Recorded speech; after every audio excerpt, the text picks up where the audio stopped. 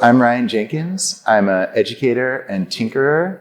Basically, what I do is mess around with tools and materials to try to design activities and environments that support playful explorations of art, science, and technology. I got my start working at the Exploratorium as part of the Tinkering Studio team, and for the last 8 years, I've been working under the creative studio of Wonderful Idea Co. Last year, I published my first book that's called The Tinkering Workshop, which is all about how families can work at home with everyday materials to do creative projects. And currently, I'm trying to create a space for making and tinkering where I live in Freiburg, Germany. So the first workshop that I'll be doing is about tinkering with young learners, ages 3 to 5 years old. I got started with this when I became a father and started trying these projects with my son.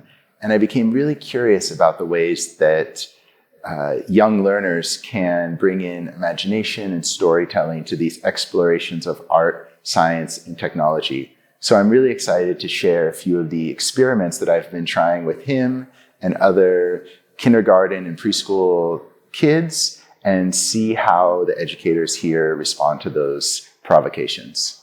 And then in the second workshop, I'm continuing this idea of connecting storytelling and imagination to tinkering. We're jumping off a quote from one of my mentors, who is called Edith Ackerman, about play being the art of world making. And so we're going to look at the book I Viaggi di Giovannino per di Giorno by Gianni Rodari, and we're going to make cardboard automata that are inspired by that story and see how we can bring imagination and storytelling into the tinkering process.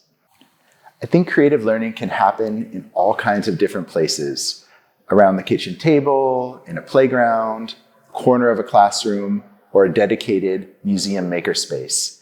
And I think the thing that's most important is that both the learners, but also the facilitators, are open to surprises. And so there's always unexpected outcomes and new ideas and discoveries that we learn together.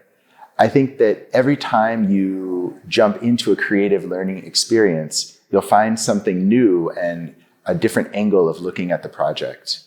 And I think for the facilitators and designers of these activities, the most important thing is to play and experiment ourselves. I think we have to try things with the public, even if they're not completely finished, and trust that the participants can help us develop these ideas further and discover what's most interesting about these creative learning projects. I think that creative learning is more important now than it's ever been. We need to have experiences for kids and adults where they can dance with technology, they can push both physical and digital materials past the bounds of what's possible, and learn to see what happens and how to respond when things don't go as expected. I think so much of the emergent technologies, from AI to social media, are pushing people to be more passive consumers. And I think it's really important to have as many experiences as possible where we can discover the joy of making something with our hands and being part of a community of practice to share those ideas.